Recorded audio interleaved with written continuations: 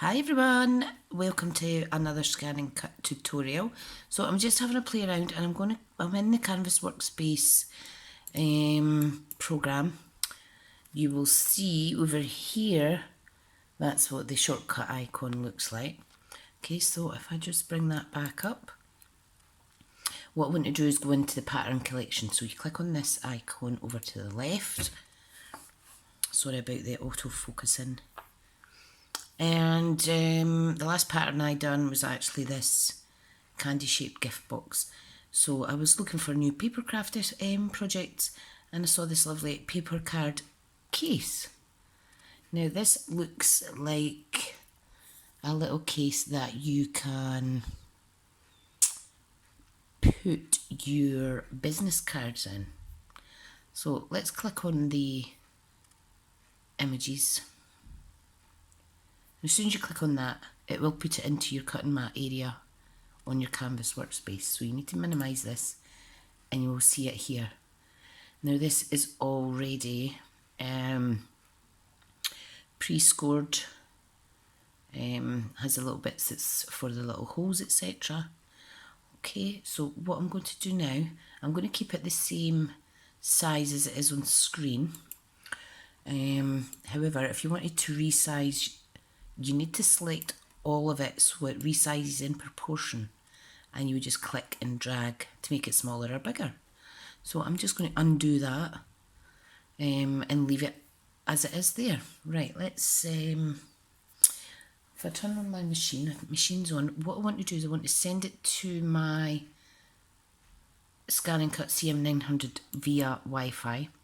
So I'm going to click on File, oops, and then you do transfer FCM file via the internet. Processes that.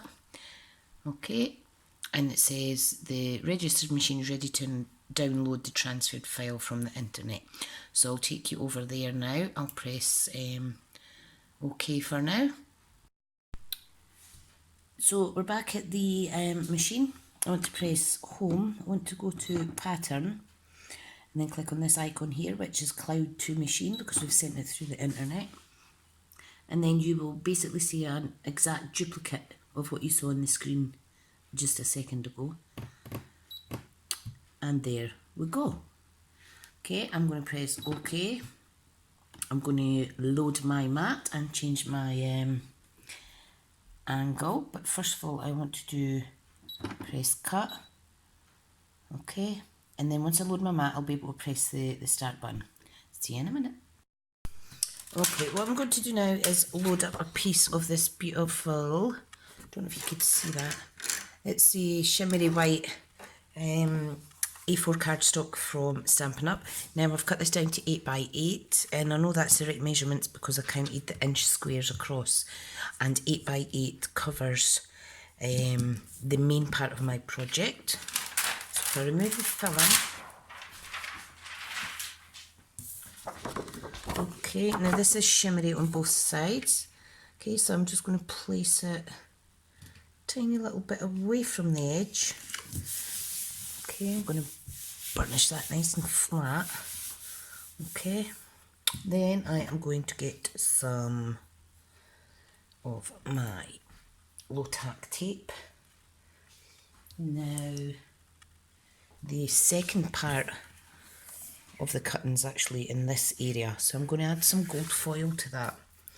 Now you can see how that's moved. I felt a little bit something on there, but don't worry because I am going to secure it with some low tack washi tape. Okay, so I just want to put it on the areas where I know it will not be cutting.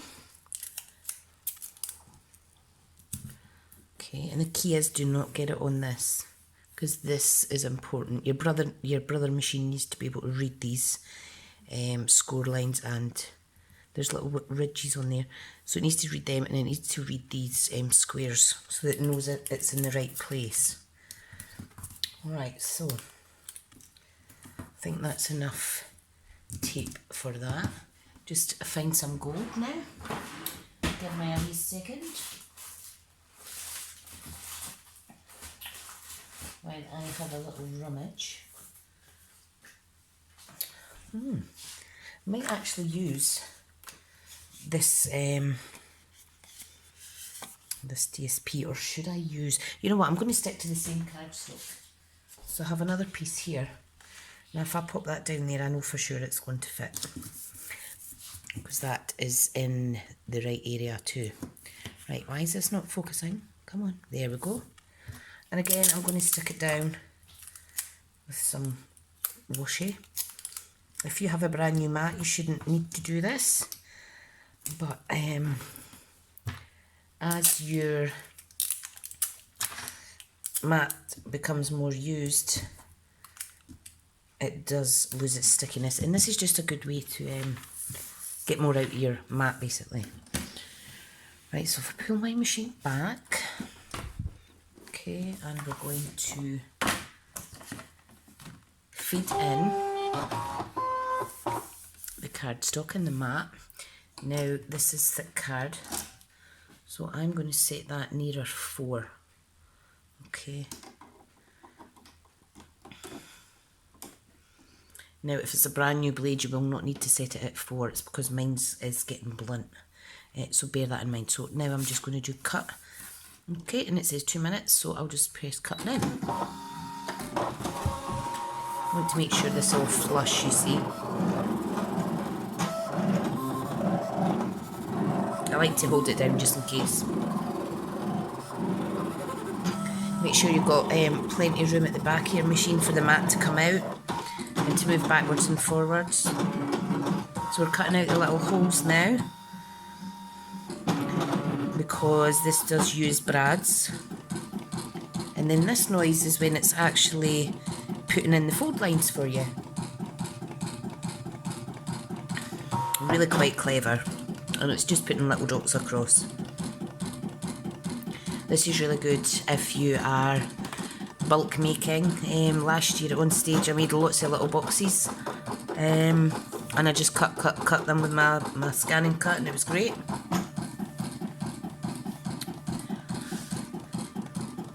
So it's halfway through already. The score lines do take the longest. It's quite therapeutic though, isn't it? And we're doing the little attachment sections on the front now.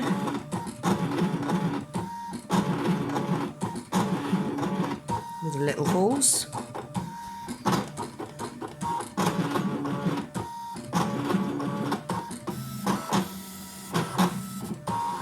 And that is it, done.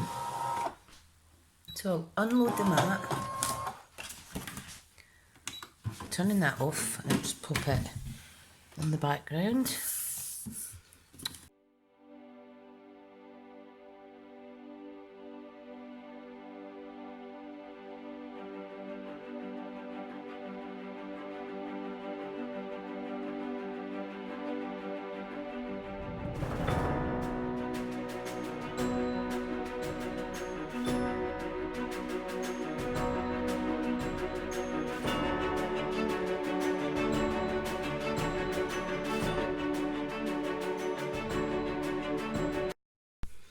Right guys, that's me back. Right, so one thing that I forgot to do was to punch out or cut out these little circles that didn't quite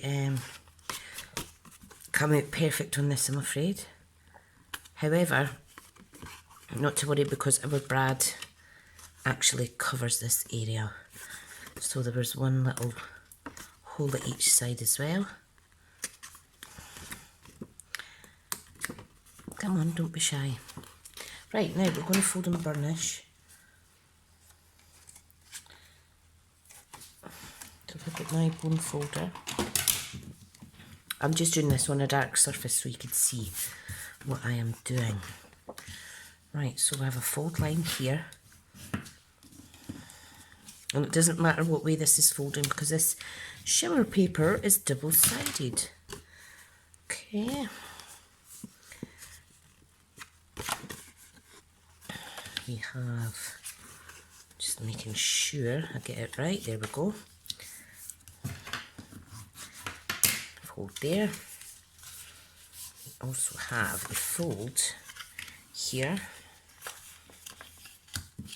And we have a fold there.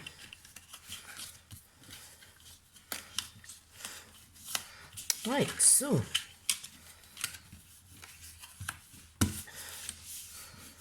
what we need to do is we need to get this part,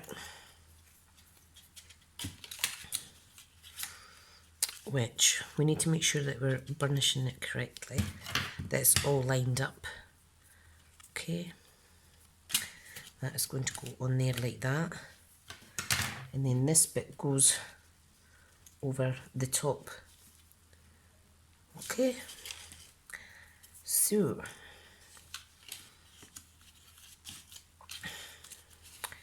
or does that go there? Hang on, I need to check the instructions. Right, so let me see, where's the instructions? Alright. So, with every canvas file, on your Canvas workspace, you do get a project recipe. Okay, so I'll just read it out for you in a wee second. My computer's so slow, so slow. This goes over the top though, and this must go on the inside somehow. Now, I'm just waiting for the PDF to open up here.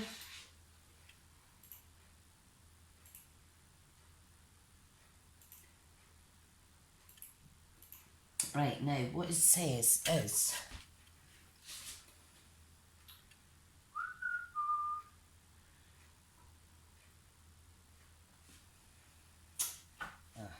so what we need to do is we need to, it says fold A2 along the dotted lines. Yep, we've done that. We need to glue it. Okay, and then this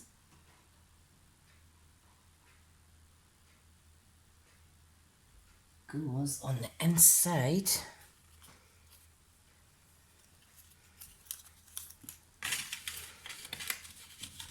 So that goes on the inside, like so, and then this bit goes over the front. Right, so let's do that. Now, if I get some tearing tape, we shall glue this together. This is taking a little longer than I thought, but that's all right. That is all right. So I'm just going to put a bit of tearing tape on each side of the little fastener. Maybe I should have used a different colour for this, but I do want to keep it all white because it's a pretty paper. Okay, so I'm just going to fold that flush. Do the same with this side. Oh, come on. Get off, you bugger. There we go. Yep. And that folds like so. Okay, so that goes on the inside. Like that. And then this little bit tucks under the top. Okay, so we need to basically line it all up. Now I do have some lovely little brads. I'm amazed I found them in my stash actually. You should see my little stash of embellishments. Never use them now though, never use them. Right, so let's do this.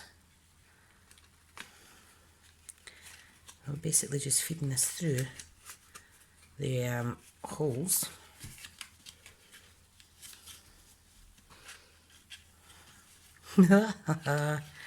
Easier said than done, and you need to make sure your brads are right way round so that when you open it up, it opens up on the inside. So this is what we do. We lift this up like so. Okay, you want your brad to be opened My fingers aren't working.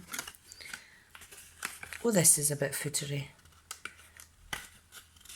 Yeah, you open up your brad like so. Okay, we do the same with the other side. And it is designed so that the little pockets on the outside, I thought it would all be hidden, to be honest, but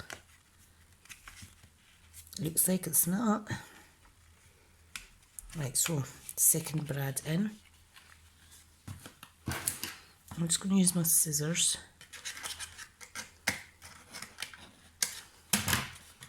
to get a hold of this bit maybe. Right. Right, so that's my brad's done. So I'm just going to fold that inside bit in there. And that is our little pocket. How cute. Right, now the tricky bit is actually tucking it in.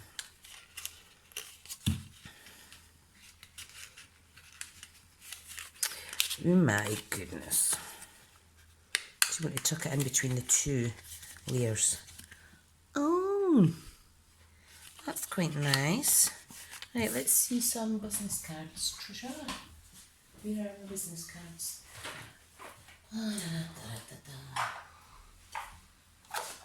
Got some in here beside my customer vouchers.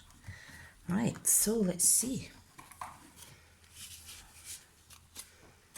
Oh, they're fabulous. Yep, so I don't know if you could see that. By putting one under and one over, it creates a little section for you to feed your little flap into. Almost looks like a little smiley face. I do like that.